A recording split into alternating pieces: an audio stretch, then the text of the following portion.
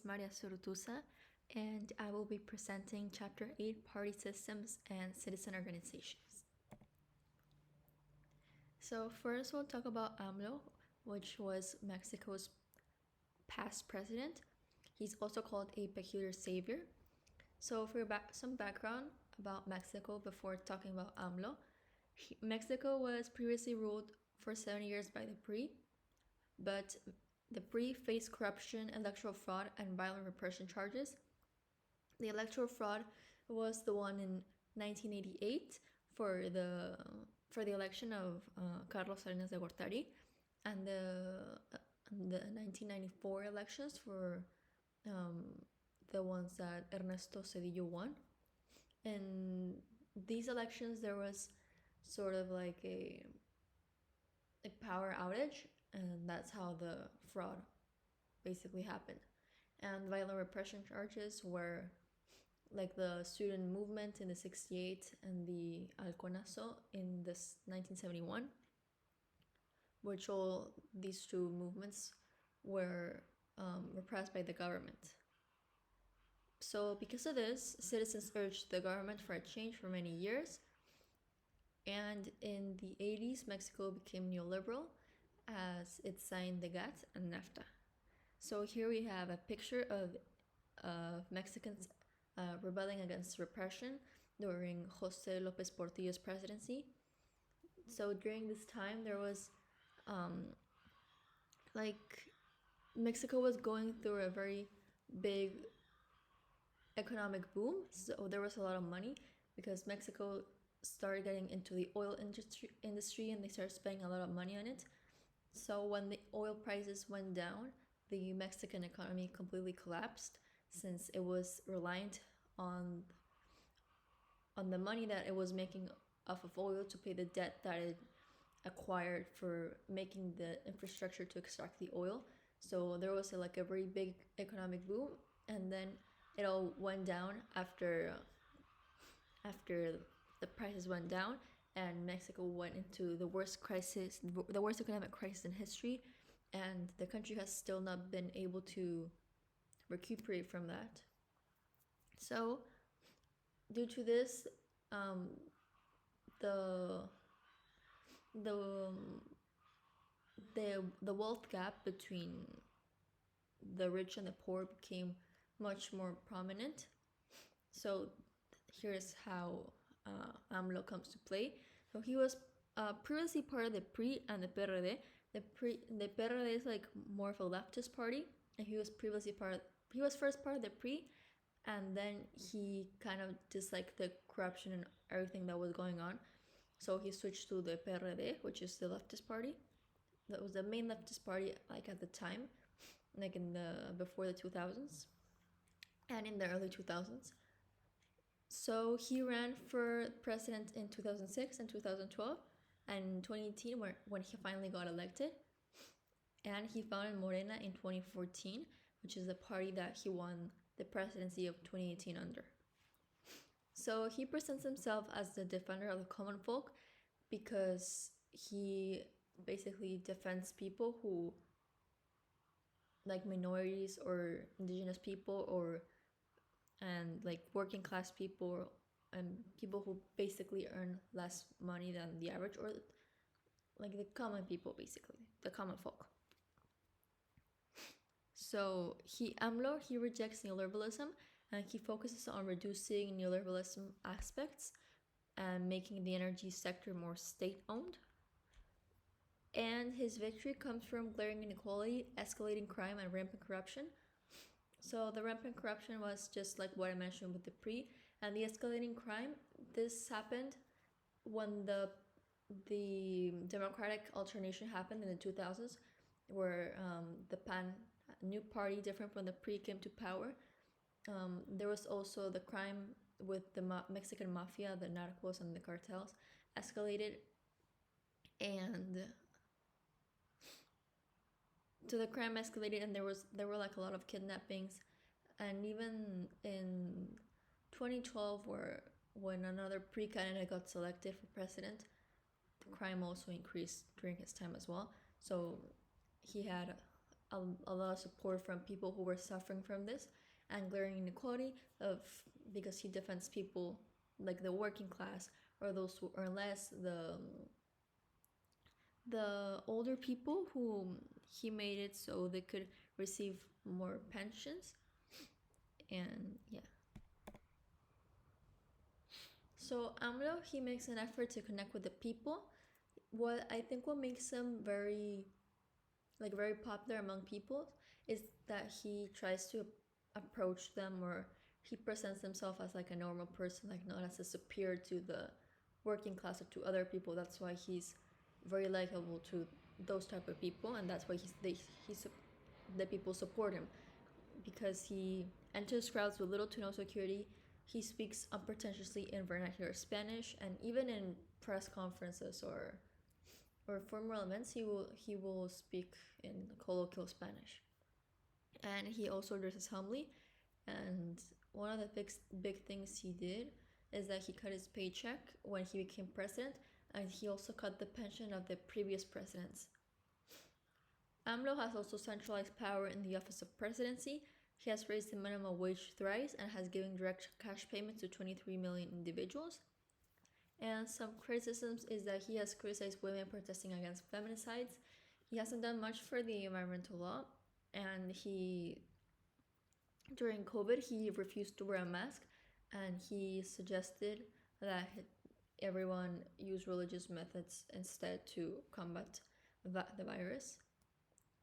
I believe he actually did end up getting COVID, and I don't think much happened to him, but instead of suggesting vaccines or wearing masks at the start, he asked people to use religious methods.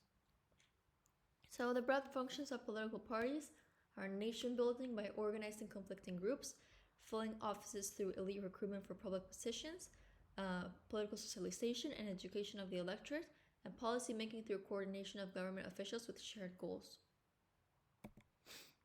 So 8.1, elections.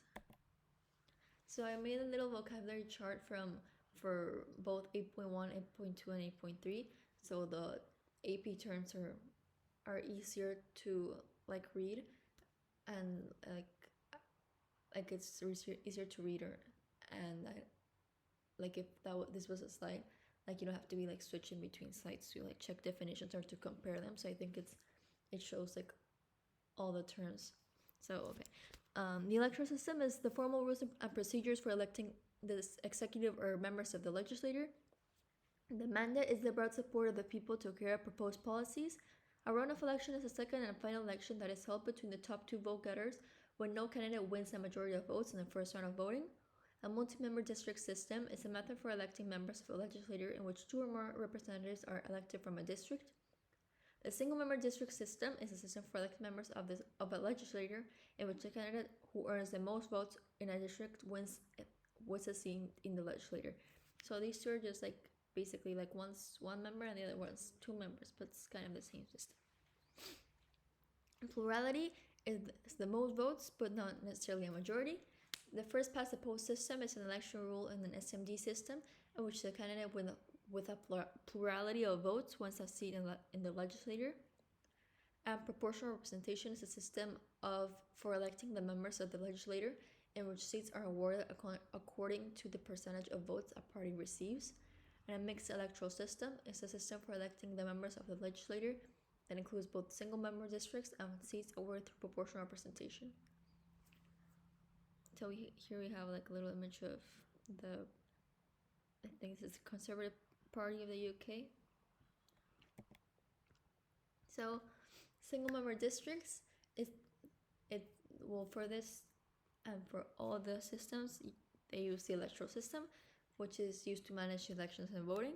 So the definition of a single-member district is it's a system for electing members of the legislature in which the candidate who earns the most votes in the district wins the seat in the legislature. The same definition as the chart I previously showed, just like a quick refresher. And the country is divided into geographical districts with roughly equal populations. Each district selects someone to sit in the legislature. And the UK's SMD, the UK uses this system to select members of the House of Commons. It uses a plurality system, and the FPTP system, the first past the post system, where the candidate with the plurality of votes wins the seat. So here's like, I have a little pie chart that shows like basically the difference between majority and plurality, because plurality doesn't always mean majority. It can be, but it's not always. Majority is like when you have over 50 votes, and plurality is like when you have the most votes. So you can have plurality with 40% of votes, and the other 60% are distributed between other parties, but 40% of those votes are for one party, for example.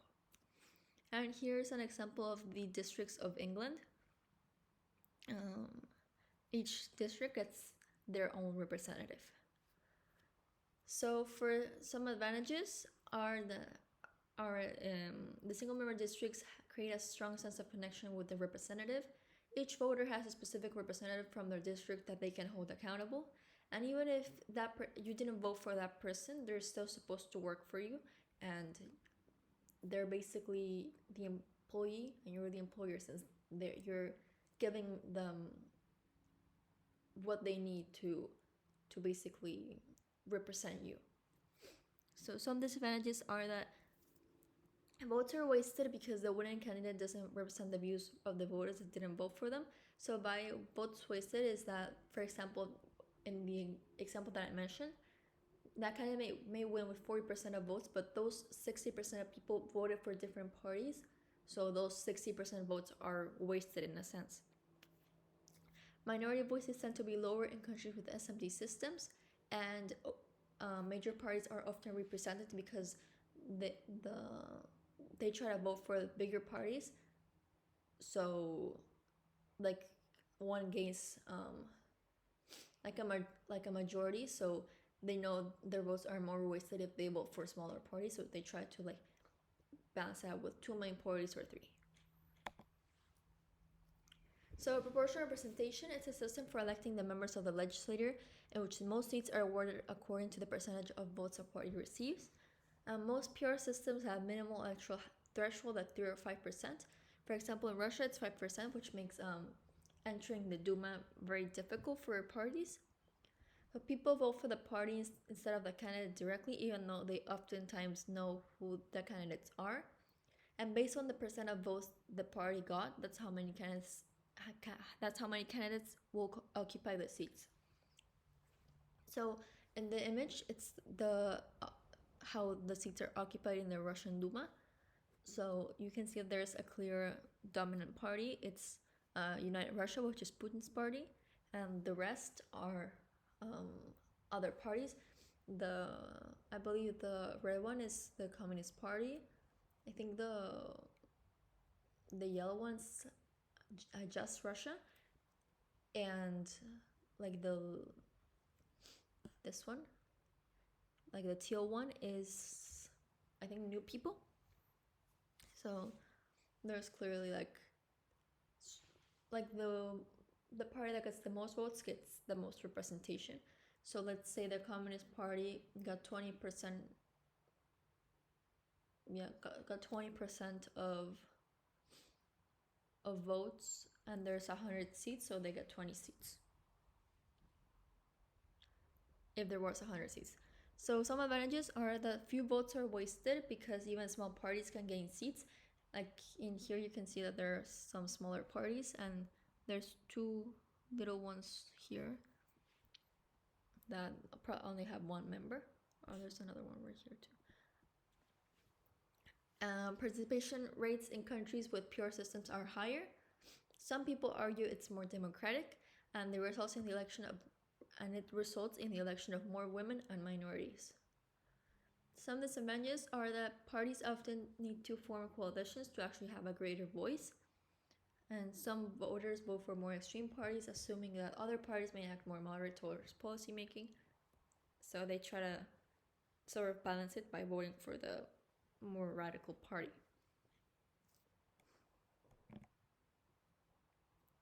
A mixed electoral system. The definition is a system for electing the members of the legislature that includes both single-member districts and seats awarded through proportional representation. Voters cast 2 ballots, one for the representative of their district. The winner is determined by plurality, and a second for a party list. So the countries that we're analyzing in AP comparative government that have this type of system are Mexico and Russia. So here we can see the Mexican Senate and the Mexican Chamber of Deputies. In the Mexican Senate, first 64 people are elected through like the people who get the most votes, like the party with the most votes in each state gets 2 representatives for that state. So if Mexico has 32 states, it gets 64, and then 32 come from like the runner-up party. So 32 plus 64 is 96. So that's where that number comes from. And the other 32 are elected through proportional representation. And in the Mexican Chamber of Deputies, it's pretty similar. It's the same thing. 300 are elected as direct district votes, relative majority, not plurality in this case. And 200 are elected through proportional representation. So some advantages are that, as I mentioned, few votes are wasted because even small parties can gain seats, depends on the threshold. And participation rates are higher. Citizens have a personal representative district as well, and it results in the election of more women and minorities. And some disadvantages is that larger or more popular parties tend to be more dominant, and smaller parties often have less say in policy making. So, like in the Mexican Senate, you can tell that in the past elections, this the orange party ran for presidency. It's called Movimiento Naranja, and they obviously have somewhat very small representation in the Mexican Senate. So they don't have as much say, and they're less dominant. For example, Morena, that has most of the seats in the Senate and the Chamber of Deputies. Now 8.2 political parties. So here's another vocabulary chart. The party system is the number and strength of political parties within a country. A one-party state is a country where only a party is allowed to control the government. A dominant system is a party system in which multiple parties exist, but one party dominates the executive branch and wins most of the seats in the legislature. A two-party system is a system in which only 2 parties are able to garner enough votes to win an election, although more may compete. A multi-party system is a party system in which more than 2 parties can win a national election and control the government. And a catch-all party is a party that takes ideologically diverse, usually middle-of-the-road positions to capture as many voters as possible. So for some examples, we have the CCP in China for a one-party state. The dominant party in Russia is United Russia, which is Putin's party. Nigeria is also a multi-party system.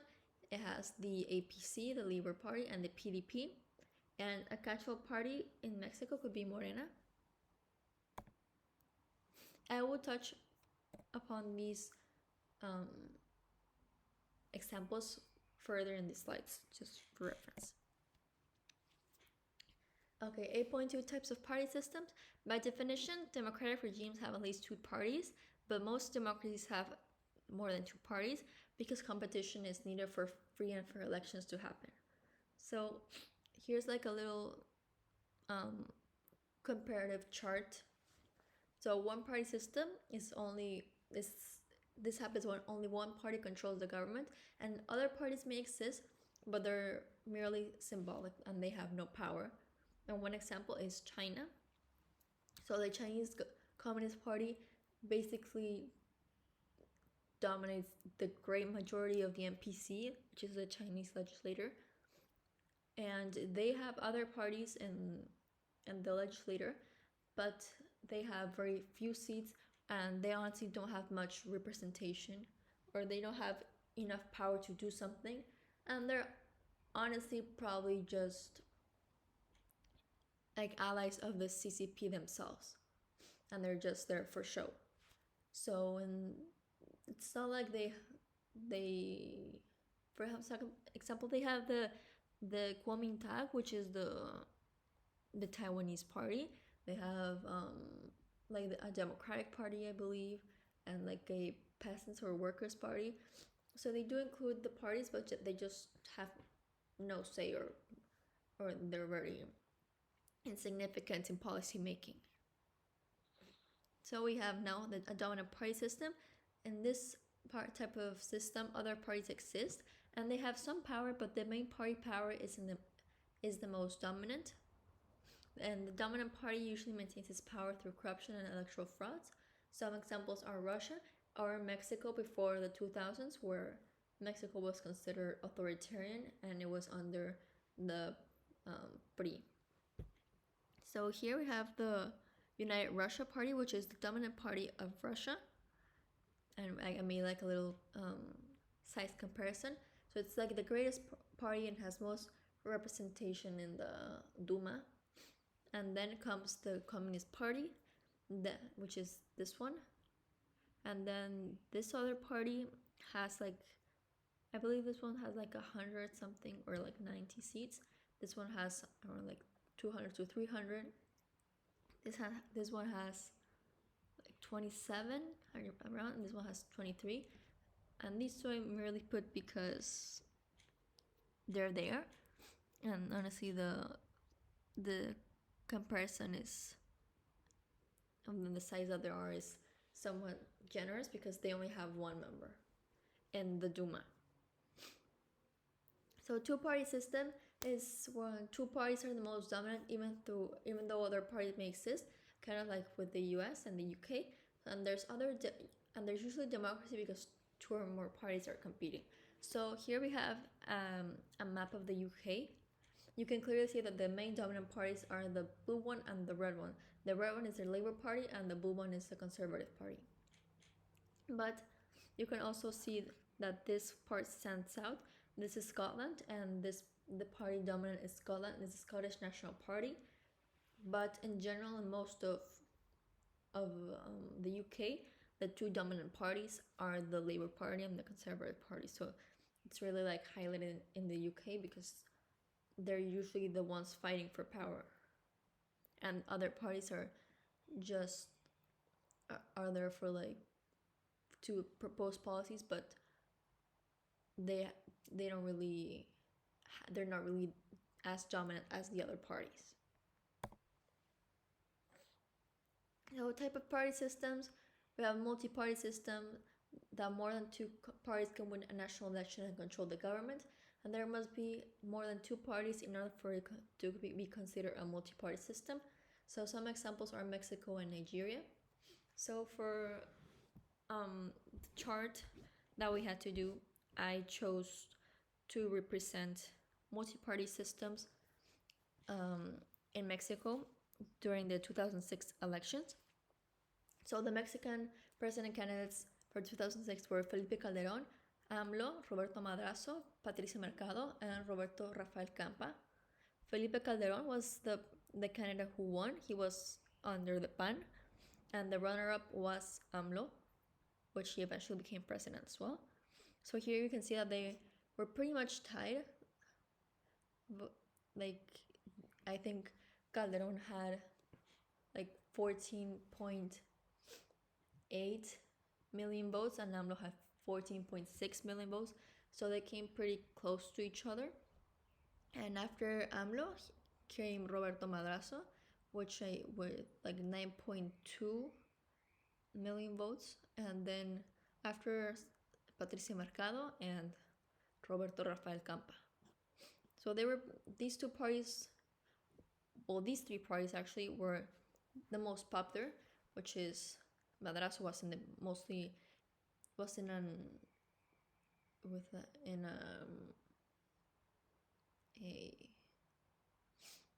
a coalition of the PRI and the PDM, and AMLO was in the PRD, Partido del Trabajo and Convergencia, and Calderón was just under the PAN. So you can clearly see this is a multi-party system because more than two parties are dominant, because this party also has some very big representation. So I think here are the numbers. So Madrazo, 9.2 million.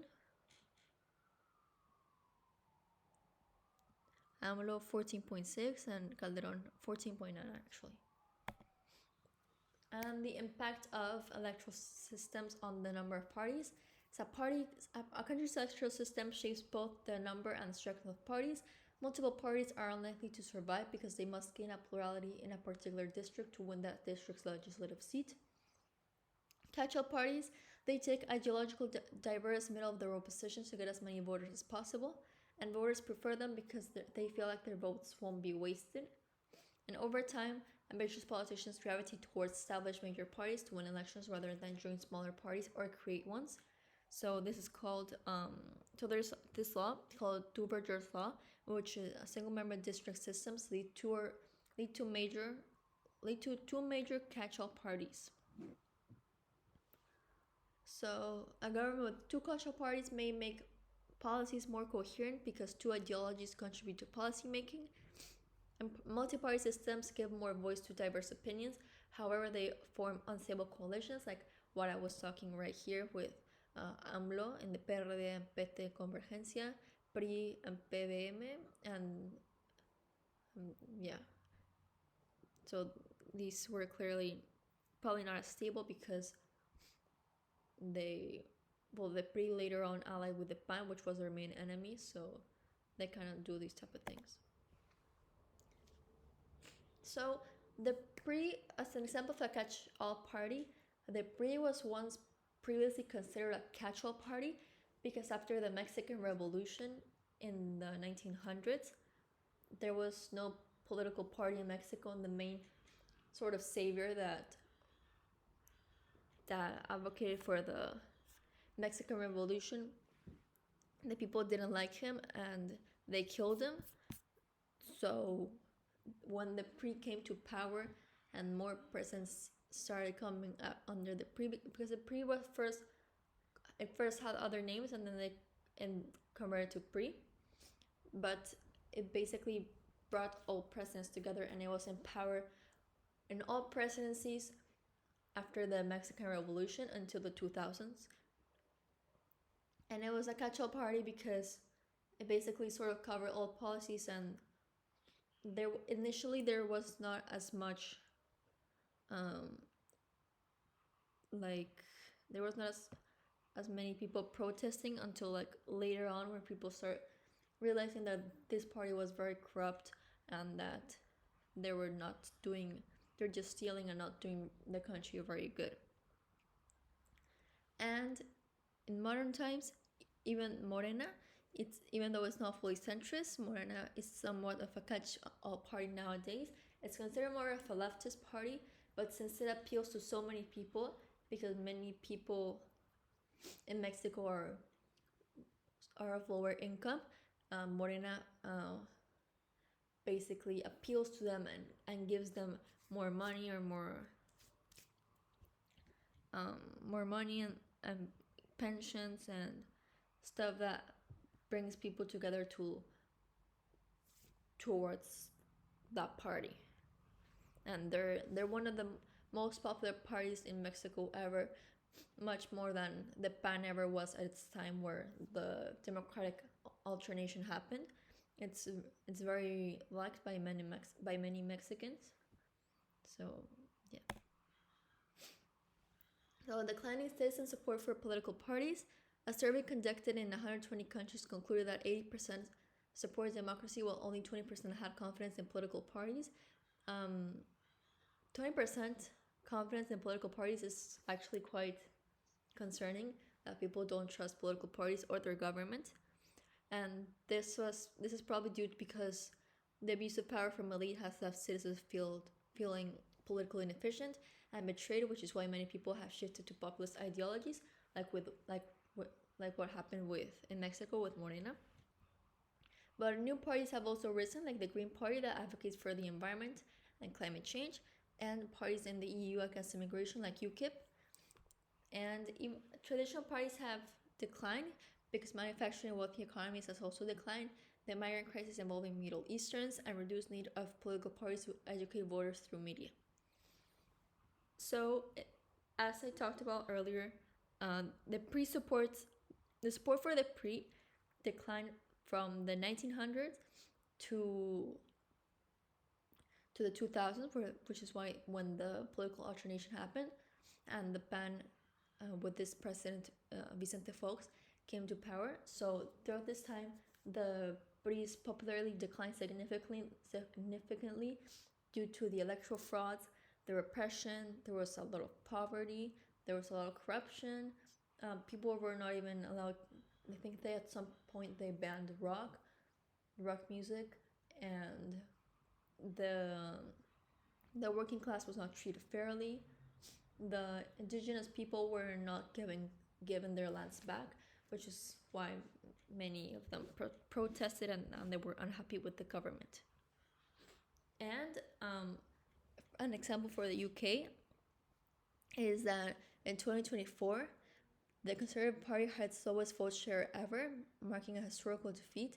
So I think in the House of Commons, they gained around 150 or something close like that of seats, compared to the Labour Party, which gained around 300 to 400 seats. So it's like there's a great difference, and you can clearly see that they've lost some support. 8.3, interest in interest groups and social movements. So here's another vocabulary chart. An interest group is an association of individuals or businesses that attempt to influence the government. Pluralism is a system in which groups are allowed to form and advocate for their interests outside government control. Corporatism is a system in which state controls interest groups and chooses the ones it wishes to recognize. Single peak association is an organization that brings together all interest groups in a particular sector to influence and negotiate agreements with the government. Social movements are a group that with a closely defined organizational structure and seeks major socioeconomic or political change through collective action. And grassroots movements are citizens at local level banding together to advocate for a cause. So an example of single peak association in Mexico is Coparmex, which is for Mexican employers. In China, an example of corporatism is the All China Youth Federation. An example of the social movement in the UK are the people protesting against immigrants. An example of grassroots movements in Mexico is the STL movement, where indigenous people basically were really mad at the government for all the past deeds of the PRI and how they were being treated, and Mexico giving into neoliberalism. So interest groups claim to represent clearly defined interests that their members share. They're formal organizations, and they're often regulated by the government. They have significant voice on the issues they're interested in. They bring together like-minded individuals, but they don't run for office, and in theory, they are effective at making the government incorporate their interests. These groups have changed recently as the face-to-face organizations seem to be declining. Groups rely on members for financial support, occasional phone calls, emails, and presence at rallies. However, involvement in political parties hasn't declined, even though a big part of it takes place in social media. So some popular examples of interest groups are environment protection, advancing human rights, groups that represent a professional industry, ethnic minorities, women, and religious organizations. So in Nigeria, we have the Nigerian Labour Congress, which aims to defend workers and pensioners. And in the UK, we have the National Trust, which helps make historic and natural places in the UK are protected. So pluralism and corporatism. Under a pluralist system, many groups may exist to represent the same broad interests, and all groups can compete to gain influence. The government is theoretically neutral and doesn't give preference or leadership to any groups. Corporatism is less democratic than pluralism, and the government chooses the ones that they want to recognize. Single peak organizations bring smaller interest groups to the same idea together. The government recognizes peak organizations as the official representatives of their sectors. If a peak organization has a strong internal democracy, then it represents the views of its members, and if not, well, then they don't. And interest groups' abilities depend on their resources or /money, and no government treats all interest groups or interest sectors equally. For instance, they tend to favor business groups, but they typically respond to some demands for electoral support. So, for example, I want to compare and contrast. In Mexico, there are labor unions, like CTM, UT, AKT. And there's not like a big one that represents all of them, but there's like different ones. But for the banks, they have ABM, which represents general interest of the banks, so kind of like a single peak organization. 8.3 Social movements. And most social movements focus on making a change and oftentimes like a leader. And social movements are often seen as pursuing progressive social change favored by the left, though conservative movements do exist, like Brexit. The social movements became popular in the 60s with the baby boomers, and they were most popular in liberal democracies. So, an example of a conservative social movement is Brexit, because many people wanted to leave, want the UK to leave the European Union. And we have as an example of another social movement, the student protests in Mexico in the 68, that students were protesting against repression, and because there were other protests that were silenced, so the people were in Mexico in the 68 were protesting against repression to the government, which is why the president at the time sort of led like a killing in, it's called Jueves de Corpus, o Matanza de Tlatelolco, and they sort of fired at the students and killed many of them because they were protesting against repression, and they did it because they wanted to maintain peace, because the Olympics were coming up and Mexico was hosting the Olympics, so they try to like do that to maintain peace, even though it didn't work and it made the PRI lose even more popularity. And for China, we have the Tiananmen Square protest and massacre in 1989, which was when the youth, as well as in Mexico, they protested in favor of democracy and against the Chinese government. So they were killed, and the tanks, as you can see, the tanks were brought in, and it's an event that Chinese people don't really talk about. It's like very sensitive for them. And in Nigeria, we have the Bring Back Our Girls movement, where Nigerian women and people in general protested against the kidnapping of girls, because many girls were being kidnapped at the time. So that's it. Thank you.